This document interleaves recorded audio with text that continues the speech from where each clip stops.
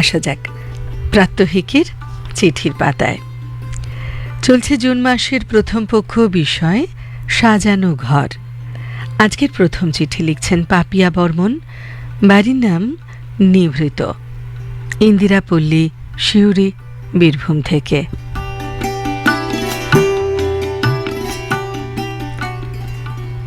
সাজানো ঘর নাকি ঘরের স্বপ্ন সত্যি হলে তবে তা সাজানোর ইচ্ছে? মনের মধ্যে যে মুর্শেদের বাস, তার ইচ্ছেতেই কখনো সাজানো ঘর ওলট পালট, আবার কখনো ছন্ন ছাড়া ঘরে সাজানো জীবনের জলছবি। ঘর ছিল আমার পিতামহের। ধলেশ্বরী বুড়িগঙ্গা পেরিয়ে আলতা পায়ে এসে দাঁড়িয়েছিলেন কোনো এক তুলসী তলায়। তারপর তো সাজিয়ে তোলা নিজে হাতে সে ঘর সংসার। পুকুর পাড়ের ঝুপসি বটের ছায়া পড়ে যেখানটিতে, সেখানে নি কোনো উঠোনের শেষ, সেখানেই আঁকা হয় ধানের ছড়া। সাজানো বাগানে আমের মুকুল ধরে, নারকেল পাতায় ঝিলিমিলি রোদের আলপনা। সেই সাজানো ঘরে সন্ধ্যায় মঙ্গল আরতির সঙ্গে মিশে যায় দূরের আজানের সুর। তারপর ঈশান কোণে মেঘ ঘনায়, টুকরো হয়ে যায় একটা গোটা দেশ। সেই সাজানো ঘর তুলসীতলার প্রদীপখানি নিজের থাকে না, আর মুহূর্তে এক নতুন পরিচয় জোটে, উদ্বাস্তু। রাংচিতার বেড়া দেওয়া খলপার ঘরে দুবেলার ভাত জোটে না। রাতে স্বপ্ন আসে সোনা রঙের ধান ক্ষেত, সন্তানদের থালায় গণ দুধের পরমান্ন বেড়ে দেওয়ার আগেই সে ঘুম, সে স্বপ্ন যায় ভেঙে। কোথায় কোথায় সেই সাজানো ঘরের দেশখানি? বুড়িগঙ্গা ঢেউয়ের মতোই বুড়ির চোখের জল ভাসিয়ে দেয় ভাঙাচোরা তার গাল দুখানি। আমি শুনি বুড়ি যাবার সময় ফিসফিস করছে লক্ষ্মীর পাঁচালি, ধীরে ধীরে হইল সুখের ভবন, যেমন আছিল ঘর পূর্বের মতন।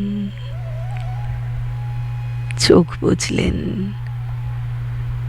বুঝলেন তিনি, হয়তো পৌঁছে গেলেন সেই চির সুন্দর অনন্তের সাজানো ঘরখানিতে।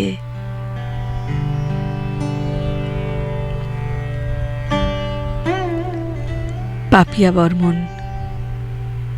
নিভৃত, ইন্দিরাপল্লী, শিউরি, বীরভূম থেকে।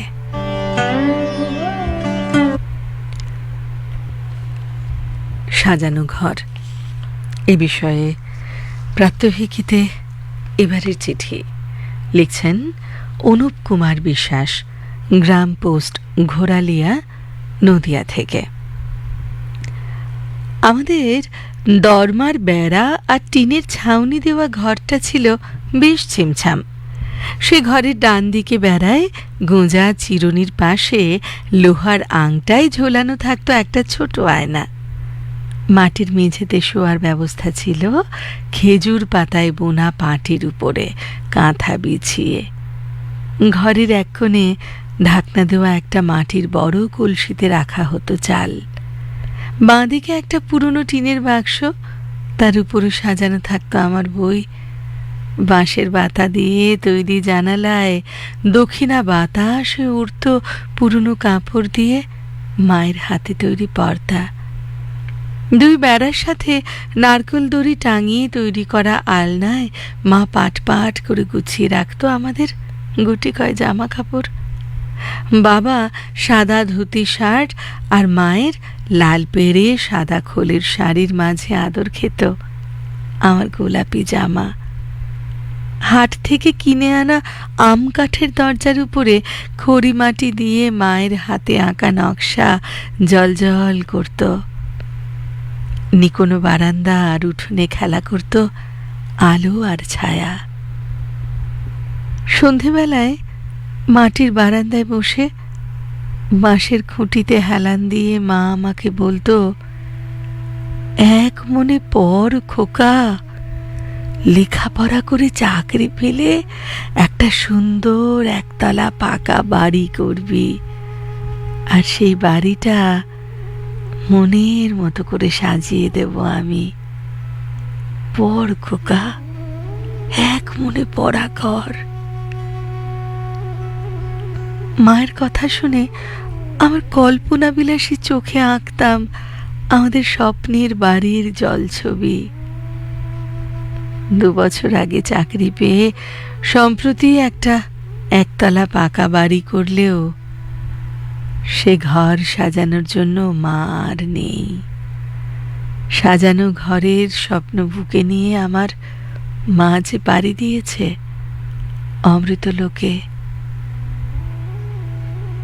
অনুপ কুমার বিশ্বাস, গ্রাম পোস্ট, ঘোরালিয়া, নদিয়া থেকে। কৃষ্ণগোপাল মণ্ডলের চিঠি পূর্ব। চিঠি লিখছেন পোস্ট উখরা, সারদাপল্লী, পশ্চিম বর্ধমান থেকে।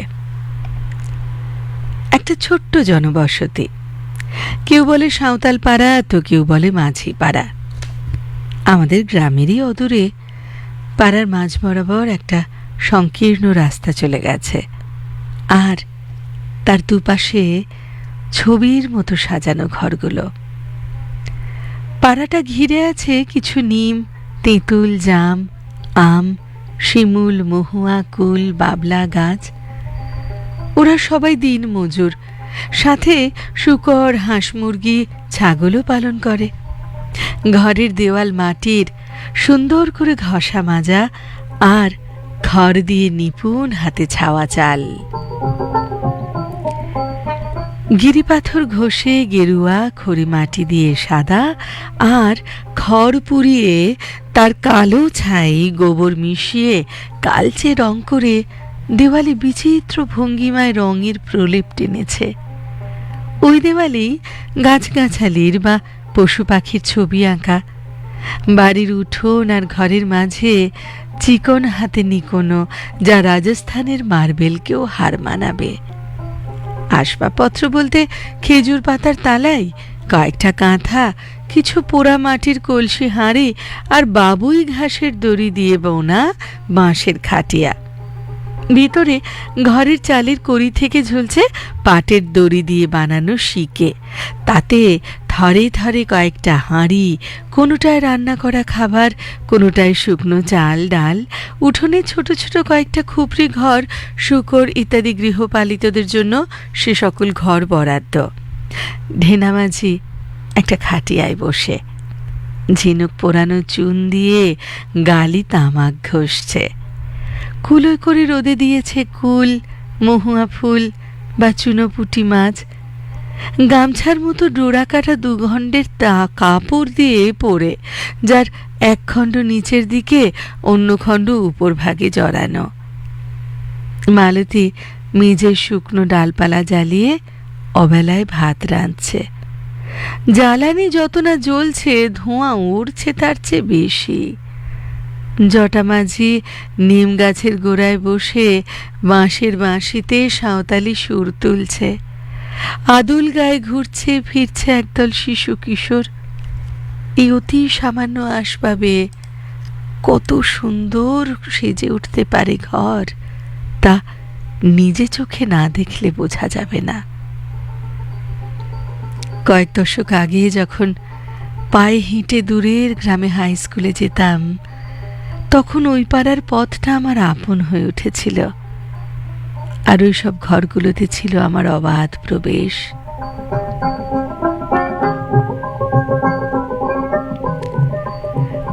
জীবন জীবিকা আমাকে সেই বীরভূমের গ্রাম থেকে দূরে সরিয়ে এনেছে, কিন্তু আমার নিজের চোখে দেখা সে সাজানো ঘর আজও দূরে সরে যায়নি।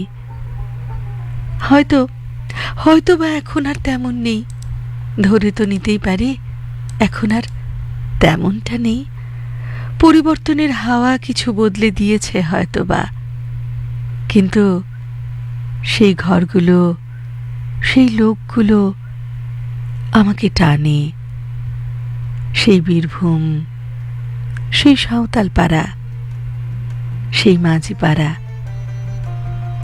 আমায় টানে, আর মন বলে। চিঠি লিখলেন কৃষ্ণ গোপাল মণ্ডল, পোস্ট উখরা, সারদাপল্লী, পশ্চিম বর্ধমান থেকে। আর সাজানো ঘর সবটাকে ভারী সুন্দর একসাথে বেঁধেছেন এবারের চিঠিতে জয়দীপ ঘোষ, ময়ূর বিহার, দিল্লি থেকে লিখছেন এবারের চিঠি। ছোটবেলায় আমরা পুতুল খেলতাম, ছোট ছোট হাতে ছোট্ট ছোট্ট খেলনা সাজিয়ে গুছিয়ে নিয়ে। সে কেবল ক্ষণিকের সংসার। এক বন্ধুর দাদাগিরিতে অতিষ্ঠ হয়ে ফিরে যাওয়ার আগে খেলার অন্য সাথে নিজের পুতুল বুঝে নেবার তাগিদে এক টানে তছনছ হয়ে যেত সেসব খেলাঘর। তারপর একদিন বড় হয়ে গেলাম, হারিয়ে গেল খেলনা, পুতুল, সবই। জীবনে নতুন স্বপ্ন নিয়ে এলো কৈশোর, যৌবন, নতুন করে একটু বড় আর স্থায়ী ঘর বাঁধবার স্বপ্ন। তারপর বুঝলাম জীবনে স্থায়ী বলে কিছু হয় না, সবই আপেক্ষিক। ওঠা পড়া আর ঝড় সামলে জীবনের খেলাঘর টিকিয়ে রাখা ছেলেবেলার খেলাঘর টিকিয়ে রাখার থেকে আরো কঠিন। এই ঘর ভাঙলে আর জোড়া লাগে না সহজে, তাই ভুল ভ্রান্তি আর দোষারোপ সহ্য করে বাঁধা ঘর বাঁচাতেই বয়স কপালের বলিরেখার সাথে আমাদের দিয়ে যায় সহিষ্ণুতা, ধৈর্য, অভিজ্ঞতা, কেড়ে নেয় আবেগ আর বেগ।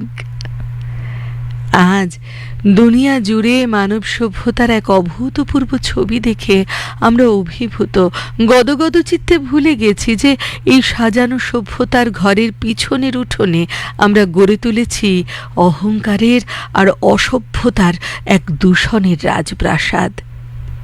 পরিবেশ প্রাকৃতিক বিপর্যয়ের একটু আধটু আভাস দিয়ে আমাদের সতর্ক করছে, কিন্তু যাতে সচেতনতা দিয়ে আমরা বাঁচাতে পারি সভ্যতার এই খেলাঘর। কিন্তু আমরা শুনছি কই? বিশ্ব উষ্ণায়নের সমাধান আমরা খুঁজেছি বাতানুকাল ঘরে বসে, পড়িয়েছি পাহাড় প্রমাণ কয়লা, সাগর প্রমাণ তেল। যে প্রকৃতিকে সাথী করে মানুষ সাজিয়েছিল তার খেলাঘর, কে বলতে পারে যে সেই প্রকৃতি মানবের এই দানবীয় উৎপাতে অতিষ্ঠ হয়ে ফেরত চাইবে না তার অংশগুলি? জয়দীপ ঘোষ, ময়ূর বিহার, দিল্লি থেকে। আর তা সূর্য সেন রোড, নবগ্রাম, হুগলি থেকে। কাল তো রবিবার, বিকেলবেলায় আসুন না স্যার আমার বাড়ি, আসুন না। বেশ আবদারের সুরের আমন্ত্রণ জানালো টি সোয়াং, মধ্যবয়সী নাগা যুবক, নিটোল স্বাস্থ্যের অধিকারী। কর্মসূত্রে কয়েক বছর বোলপুরে ছিল ও, সেখানেই বাংলা বলতে ও পড়তে শিখেছে।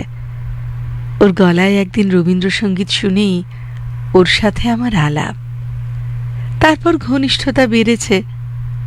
তখন আমি নাগাল্যান্ডের মোকংচক জেলার তুলিতে কর্মরত। সোয়াংও ওখানেই কাজ করে। জঙ্গল ও পাহাড় অধ্যুষিত জায়গা, জনবসতি সেখানে খুব কম। এখানে ওখানে কয়েক ঘর নিয়েই গ্রাম। ভূমিকম্প প্রবণ জায়গা বলে সব বাড়ি টিনের চাল ও ছেঁচা বাঁশের উপর সিমেন্ট বালির প্রলেপ দেওয়া দেওয়াল, ওদের ভাষায় চম্পা কম্পার দেওয়াল। ওর বাড়ি চিনতাম। বিকেলবেলায় বাঁশের বেড়া ঠেলে ওর উঠোনে পা দিতেই এক মুখ হাসি নিয়ে হাত বাড়িয়ে দিল। মুখে তখন গান, যদি তারে নাই চিনি গো সে কি আমায় নিবে চিনে। অবাক লাগলো। বারান্দায় উঠে ঘরে পা দিতেই বিস্ময়ে চোখ ঘুরছে ঘরের কোনায় কোনায়। লম্বা বেশ বড় একটা ঘর, পাশেরটি ছোট একটা রান্নাঘর। অবাক হয়ে দেখছি ঘরের যাবতীয় আসবাব অপূর্ব কারুকাজ মণ্ডিত বাঁশের তৈরি। মানে শোবার ঘর, শোবার খাট, চেয়ার, টেবিল, বই রাখার র্যাক, এমনকি জামা কাপড় রাখার আলনা পর্যন্ত বাঁশের তৈরি। দেওয়ালে 3-4টি ছবি ঝুলছে, তার একটিতে রবীন্দ্রনাথ। সব কটি ছবির ফ্রেম বাঁশের তৈরি। প্রতিটি আসবাব, এমনকি ছবির ফ্রেম পর্যন্ত নিখুঁতভাবে রং বৈচিত্র্যের সমন্বয়ে সুন্দর কারুকার্য। সবই গড়েছে সে নিজের হাতে। বই রাখার র্যাকে নানা ভাষার কয়েকটি বই, তার মধ্যে একটা গীতবিতান, একটা সঞ্চয়িতা। মন ভরে গেল তার ঘর দেখে। বিদায় বেলায় সোয়াংকে জিজ্ঞেস করলাম, ঘর সাজানোর এত নিখুঁত ধারণা তুমি পেলে কোথা থেকে? হা হা করে হেসে উঠল সে। তারপর হাত জোর করে রবীন্দ্রনাথের ছবির দিক চিঠি লিখলেন। অসিত কুমার তা, সূর্য সেন রোড, নবগ্রাম, হুগলি। চিঠিতে কবিতা রায় দাশগুপ্ত, ঠিকানা শিবপুর, হাওড়া। আপন মনের মাধুরী মিশায়ে বানিয়েছি যে ঘর, খুবই সাদা মাটা সে ঘরখানি। ঘরে ঢোকার আগে 2 ধারে দেবদারু অথবা ঝাউয়ের শাড়ি তোমাকে জানাবে কর্নিশ। দাওয়ায় উঠলে দুপাশ থেকে আবির রঙা বোগেনভেলিয়ার ঝাড় তোমার মাথায় আর গালে দিবে আদরের স্পর্শ। সুদৃশ্য পর্দা ঠেলে ঘরের ভিতরে ঢুকলেই দেখবে টান টান করে চাদর পাতা খাট, আর উল্টো দিকে একটা টেবিল চেয়ার। টেবিলের উপরের দেওয়ালে রবি কবির ছবি। টেবিলে গীতবিতান, গীতাঞ্জলি, সঞ্চয়িতা, সঞ্চিতা, একটা রেকাবিতে টাটকা ঝুড়ো বেলফুঁই, আর আমার কবিতা লেখার খাতা। বেল জুঁই ফুলের ঠিক পাশটিতে। যেটাই দেখি শোনাই কবিকে। কবির চোখে দেখি কখনো প্রশ্রয়, কখনো বা ভর্ৎসনা।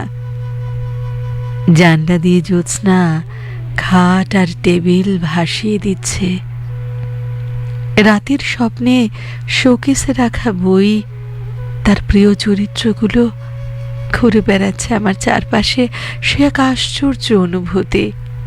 কাকলি কুজনে ভোরে ঘুম ভেঙে ছুটি ঘরের পাশ দিয়ে বলে চলা স্রোতস্বিনীর কাছে। পায়ের পাতা ডোবা জল পেরিয়ে বসি ভেসে থাকা ছোট্ট চ্যাটালো পাথরের উপর। মাথার উপর নীল দিগন্ত, সামনে বিস্তৃত সবুজ ফসলের প্রান্তরেখা, পায়ের নিচে জলের ছলাৎ ছলাৎ শব্দ। আর কিছু চাই না, কিছু না, শুধু এইটুকু ঘরের স্বপ্ন আমার। হ্যাঁ প্রাত্যহিকে এই সাজানো ঘরের স্বপ্ন আমার 2 চোখে। যদি স্বপ্ন সত্যি হয় তবে সবার আমন্ত্রণ রইল আমার সে সাজানো ঘরে। কবিতা রায় দাশগুপ্ত লিখলেন, শিবপুর, হাওড়া থেকে। কবিতাদি, যদি এমন ঘরের স্বপ্ন পূরণ হয় আপনার, জানাতে ভুলবেন না কিন্তু। এমন স্বপ্ন আমরাও তো দেখি, তাই না?